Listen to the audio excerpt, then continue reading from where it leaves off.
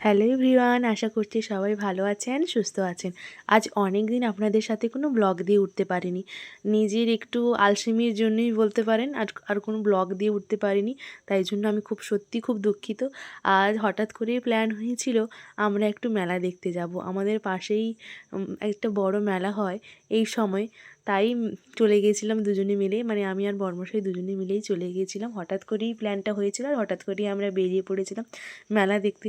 মেলার কোনো ক্লিপিং নিতে পারিনি, কারণ প্রচণ্ড ভিড় ছিল।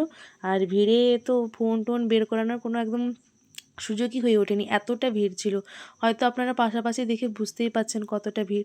একটু ঘোরাঘুরি করেছি, বেশিক্ষণ ওই ভিড়ের মধ্যে থাকতে না একদম ভালো লাগে না। তাই একটু ঘোরাঘুরি করেই মেলা গেছি, ফুচকা তো খাবোই। ওই যে মেলা গেছি বলে ফুচকা খেতে দাঁড়িয়ে গেছিলাম। আমরা অর্ডার করেছিলাম আর কি দই ফুচকা, কারণ জল ফুচকা যদিও খেতাম, প্রচণ্ড ভিড় ছিল তো, আর জল ফুচকা খাওয়ার মতো আর লাইন পেয়েছিলাম না। তাই জন্য বললাম চলো ফুচকা তো খেতেই হবে, দই ফুচকাটাই খাই। আর আমার দই ফুচকাটা পার্সোনালি সত্যি খুব বেশি ভালো লাগে। আমার বরমশাই তো ঝাল খান না, এবারে দই ফুচকাটা হলে একটু চাটনি টাটনি দিয়ে বানায় তো, ওর বেশ পছন্দ। তাই জন্যই বললাম চলো দই ফুচকাটাই খাওয়া যাক। ওই যে কাকিমা বানাচ্ছিলেন দই ফুচকা, আমি একটু ছোট্ট করে ক্লিপিং নিয়েছিলাম আর কি। এখানটায় দেখছেন ধনেপাতা আর গাজর যাচ্ছে। শীতের মরশুমে মানে সব খাবারেই প্রায় ধনেপাতাটা থাকবে, মাস্ট বি। তারপরে আমি আবার একটু চেয়ে নিয়েছিলাম চাটনিটা। উনি তারপরে যে চাটনি দিয়ে দিয়েছিলেন আমাদেরকে, আর আমি প্রথমে আমার বরমশাইকে টেস্ট করতে বলেছিলাম। বললাম তুমি খাও, কেমন হয়েছে বলো। সত্যি খেতে কিন্তু সত্যি খুব সুন্দর ছিল। মানে এত ভালো বানিয়েছিল কাকিমা, সত্যি খুব ভালো লেগেছে। আমিও তাই জন্য টবাস করে একদম খেয়ে নিয়েছি ফুচকা। আর এমনি মুখটা ছোট হলেও ফুচকা খাওয়ার সময় কিন্তু মুখটা বেশ বড় করে হাঁ করতে হবে, না হলে কিন্তু খাওয়াটা ঠিক জমে না। আমার মতো কে কে এরকম হাঁ করে খাও অবশ্যই কিন্তু বলবে, কমেন্ট কিন্তু করতেই হবে। ফুচকা খেয়েও কিন্তু মন ভরেনি। তারপরে চলে গেছিলাম পাপড়ির চাট খেতে। এখানটায় দাদা পাপড়ির চাট বানাচ্ছিলেন আর আমাদেরকে বলছিলেন এই যে চাটনি দিচ্ছেন, ওটা নাকি ওনার নিজের হাতের বানানো চাটনি। আর ওখানটায় দইটা উনি দিবেন, এই যে এখন দিচ্ছেন, ওটা নাকি আমুলের দই। আদৌ সত্যি আমুলের দই কিনা জানি না, মোটামুটি খেয়েও কোনো কিছু বুঝতে পারিনি যদিও। আর এই ঝুরি ভাজা চলে যাচ্ছিলো তারপরে।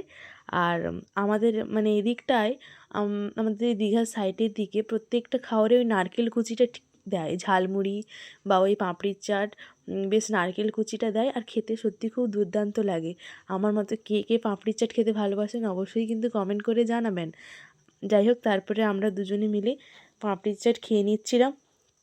এই যে দাদা সুন্দর করে হাতে ধরিয়ে দিয়েছেন একটা টিস্যু পেপার দিয়ে, বেশ সুন্দর করে সাজিয়ে গুছিয়ে। তারপরে বললাম বরমশাইকে যে তুমি একটা খাও, টেস্ট করো। এই যে দেখতেই পাচ্ছেন কেমনভাবে বড় করে একটা হাঁ করে খাচ্ছে, এমন করে খাচ্ছিল। ওর নাকি খুব ভালো লেগেছে। আমি বললাম তোমার কেমন লেগেছে, বলছে ঠিকঠাক আছে। আর ওই পাঁপড়ির চাটের এই পাঁপড়িগুলো না একটু শক্ত টাইপের ছিল, তাই জন্য একটু খেতে আমাদের প্রবলেম হচ্ছিলো। আমার বেশ তেমনটা লাগেনি, মোটামুটি লেগেছে। তারপরে রাত্রে যেহেতু বাড়ি ফিরছিলাম, বললাম বাইরে ডিনার করেই ফিরবো।